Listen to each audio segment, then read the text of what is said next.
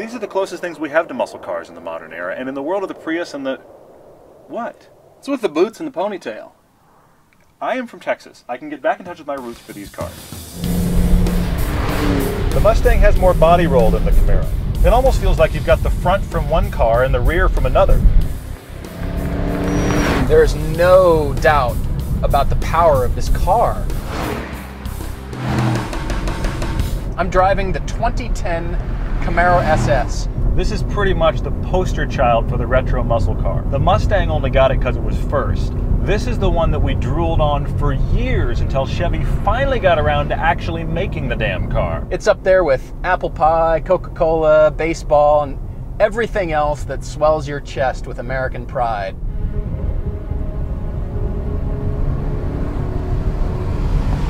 I have to wonder how long they're even going to still make cars like this. Because as gas continues to get more expensive, eventually these cars will make no sense. Even if you don't want to own one of these, you need to go somewhere and drive it.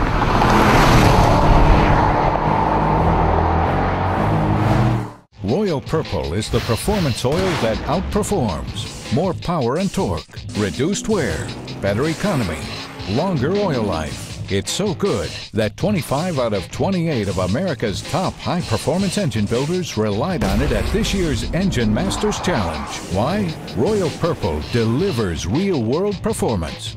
Royal Purple, the performance oil that outperforms.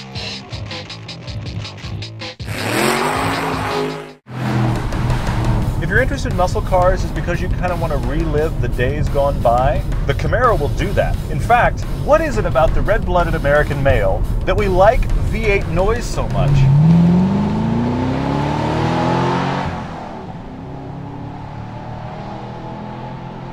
It just turns me into a 5-year-old with a driver's license. One more reason the Taliban hates us. It's an angry, mean, muscular styling, but it really spills over onto the driver. The Camaro is an attitude amplifier. If you go through life with a little bit of swagger, you're going to go through life with 110% swagger when you own this car. They just drive along beside you on the freeway and stare at the Camaro. This is a hot-looking car.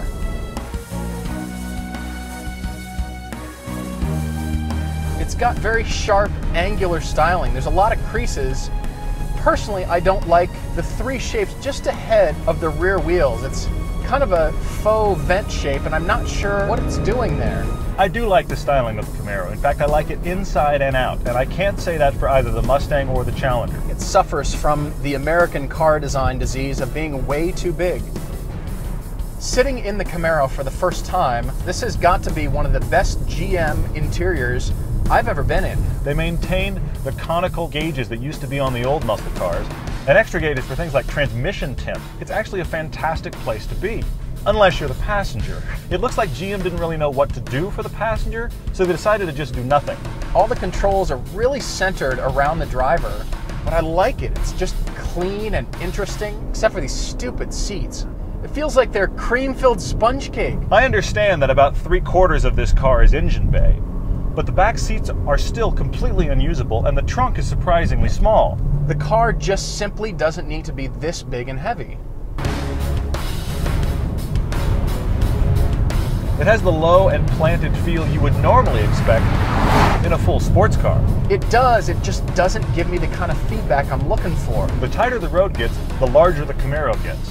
It doesn't have the body roll of the Challenger, which feels like a listed ship.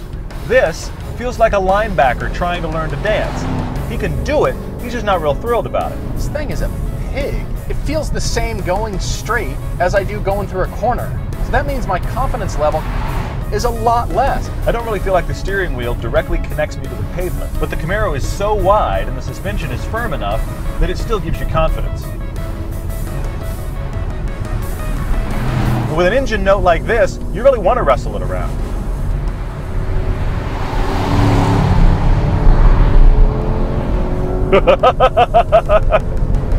It just turns me into a child. The engine is the best part about this car. This is a massive engine. It's addictive. Suddenly you turn into a hooligan. You can be in any gear at any time, look at a hole in traffic and go, "Can I pass there?" Yes, you absolutely can. The car negates everything that Prius drivers worldwide are trying to do by saving gas. It's like 1 Camaro equals 5 Prii. Now, there is a gripe that I have with the transmission, and that is this stupid gas-saving feature. That the center console tells you when you're in first gear how to shift from first to fourth. In fact, it tries to lock you out and force you to go first to fourth. What's up with that? I don't know, I'm just thinking if you're going to have a diagram in a car like this, it makes more sense that it shows you how to put your foot through the firewall. I don't want to drive this nice. Not now, not later. I feel like I'm driving like a jerk everywhere I go in the Camaro. I'm blipping the throttle, revving the engine, jumping in line, cutting ahead of people, roaring away from the stoplight. It turns me into something I'm not. I did something I haven't done in years. I sat at a stoplight, and instead of being bored or listening to the radio or making a phone call, I rolled down the windows and just revved the engine. And it was glorious. It's a huge, fat American car. Don't get me wrong, it's a lot of fun. Would I own one though? I don't think so. With more steering feel and a little bit more interior space, the Camaro will become one of my very favorite cars.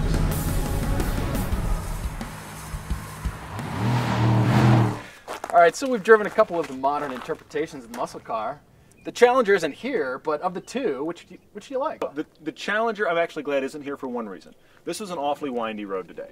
And the Challenger, Well, it's got yeah. the most body roll by far, probably 800 pounds on some of these cars. Aren't typically taken on roads that we do today. No, we really ran them through the ringer. And Yeah. the thing is, of these two, Camaro wins. Absolutely. You think so? Oh, no question. It's a muscle car. It's anger on wheels. Yeah, but I felt like a jerk. Everybody on the road hates me because I Anger on drive like a wheels. jerk. That's a muscle car. That's why you buy one. You don't buy one to be nice. It's the anti-Prius. Well, You said it to me. I like the Mustang. It's got a little bit more sophistication. The styling's a little bit nicer. It's going to age better. It handles better. The Challenger will age better than both of these two. But I'm sorry, you cannot argue refinement on a Mustang with a live rear axle beam in the back. That's not refined. That's technology from Yeah, like but- the days of horse and cart. You got to admit, it handles better than the Camaro. Better is relative. It's more precise. You know, whatever you're looking for. No, not whatever you're looking for. Muscle cars. Camaro, come on. A combination of good brakes and tighter handling really make this the driver's car of the two. Camaro's just a hot rod. This is a true enthusiast car. The Mustang isn't exciting in the mundane. So for a car that you'll drive every day and sit in traffic and figure out parking for and throw your groceries in, the Camaro is going to keep you interested longer. I don't think I'd want a car this big, this heavy, and this thirsty to drive every day. Plus, it makes me a really aggressive driver. This car is fun to be seen in, it's a blast to drive, it's fun to sit in traffic. And ultimately, if you're going to spend this much money on an automobile, you should smile all the time.